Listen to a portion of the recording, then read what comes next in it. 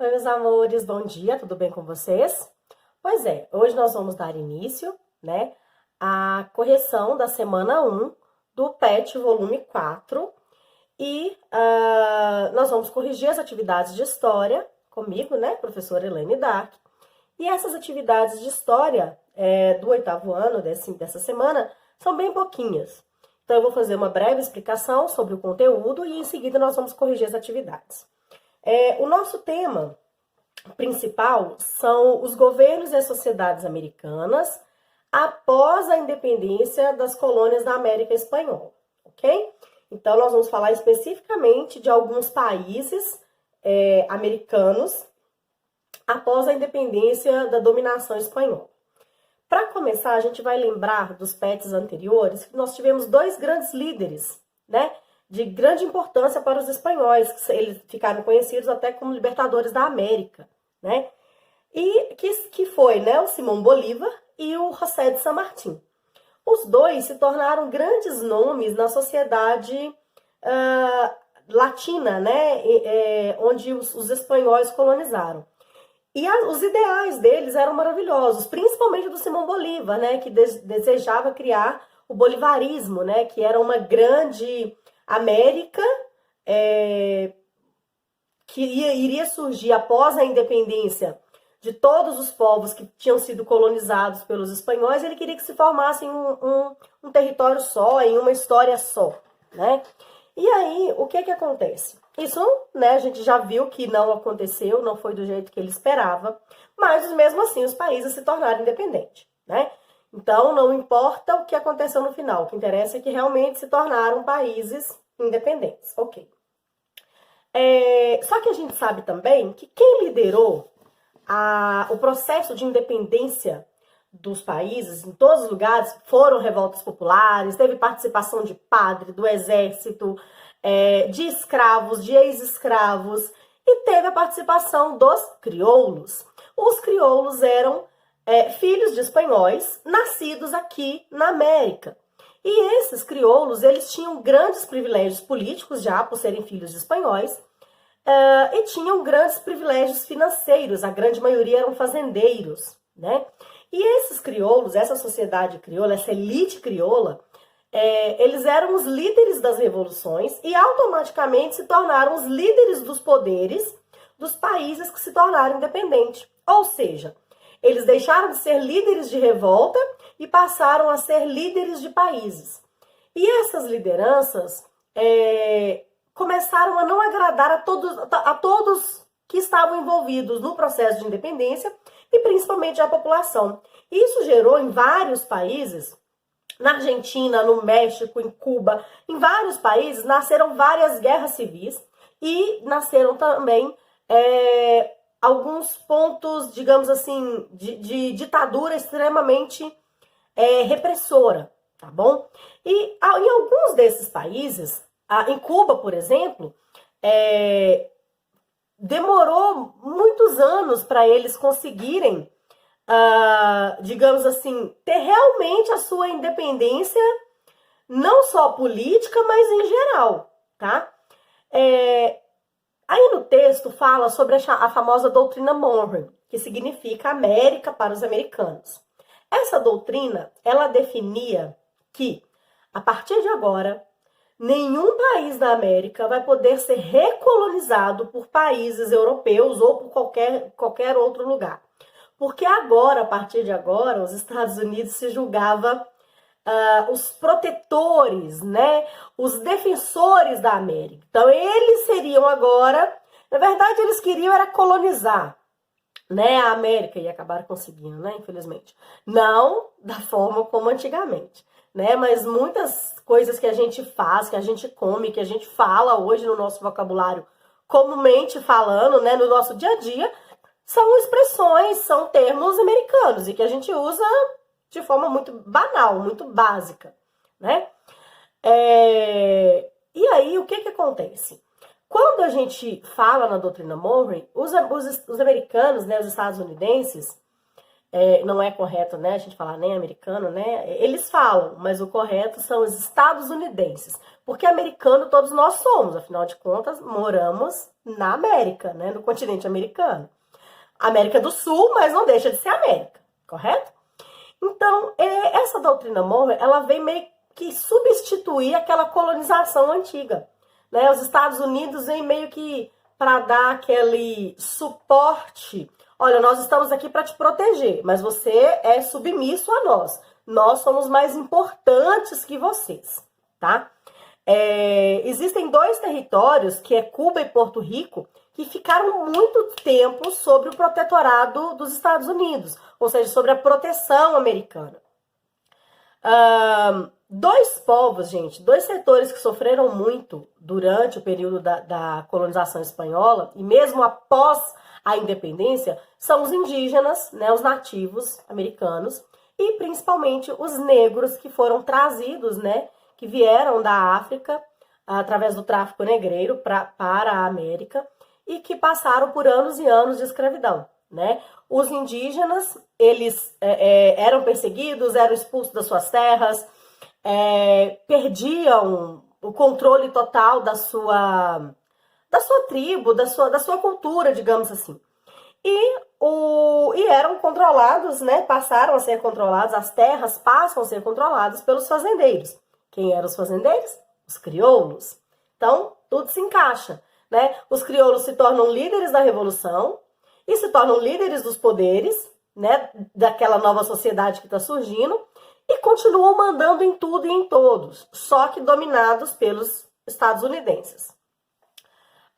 Os africanos também vão sofrer bastante, porque, primeiro, que já não estavam no seu país de origem, e principalmente porque a escravidão negra, ela não era interessante abolir a escravidão negra, né? Na verdade, a ideia principal, assim, a primeira ideia da revolução, das revoluções, era a abolição da escravidão. Igual prega lá nas ideias iluministas, na qual esses movimentos, né, o iluminismo lá da França, inspirou muito os movimentos de independência aqui na América. A gente está cansado de saber disso. Porém, nesse quesito de abolição da escravidão, não. Isso ficou de fora. Por que isso ficou de fora, gente? Foguete. Por que isso ficou de fora, gente? Porque para os crioulos, que eram os grandes fazendeiros, não era interessante abolir a escravidão, porque eles iam aumentar muito o valor da produção, porque eles teriam que contratar mão de obra.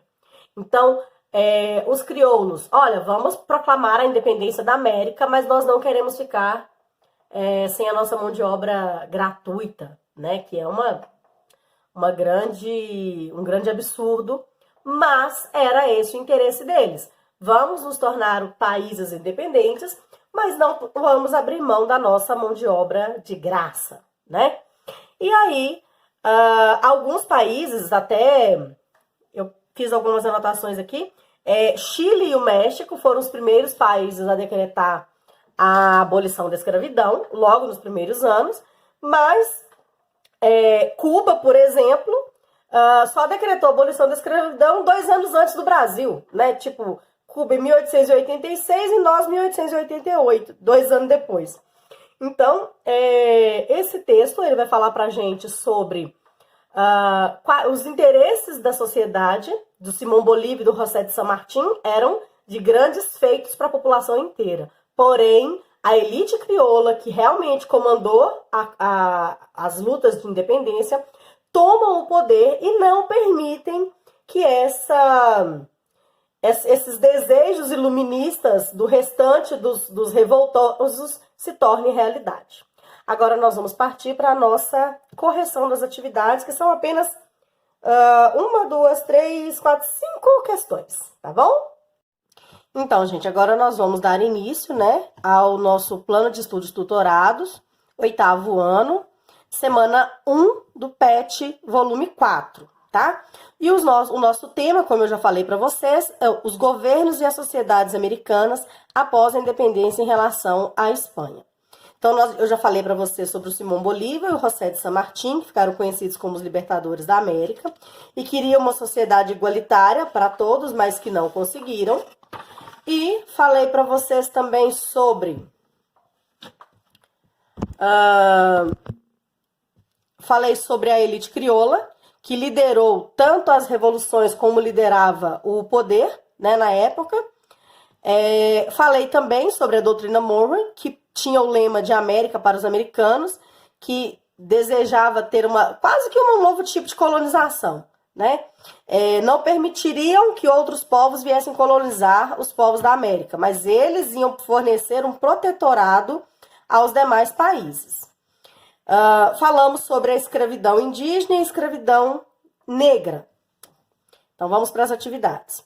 Em 1960, iniciava no continente sul-americano uma competição de futebol de clubes, reunindo o campeão nacional de cada país integrante da Confederação Sul-Americana de Futebol, chamando-se inicialmente de Copa dos Campeões da América. O torneio logo passou a ser conhecido como Copa... Gente, isso aqui é erro de digitação deles, tá? Copa Libertadores da América. Os meninos todos aí conhecem, né, eu acho. Na história dos países sul-americanos, quais idealistas são considerados os libertadores da América? E qual processo de revolução político e social eles lideraram no século XIX?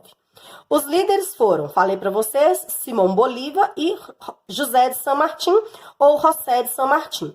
São conhecidos como autênticos libertadores da América.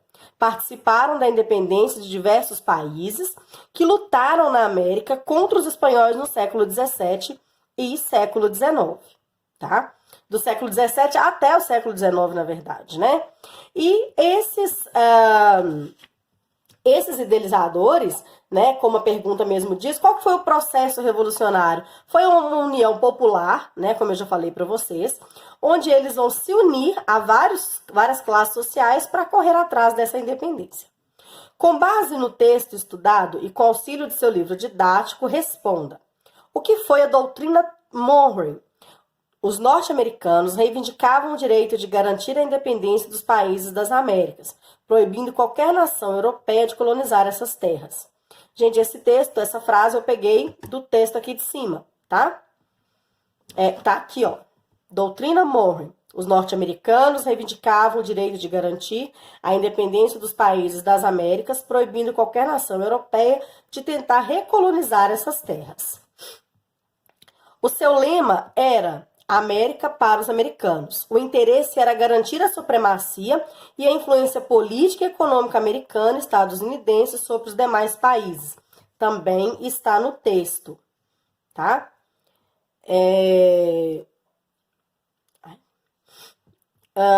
O interesse deles, então, tá aqui nessa parte aqui.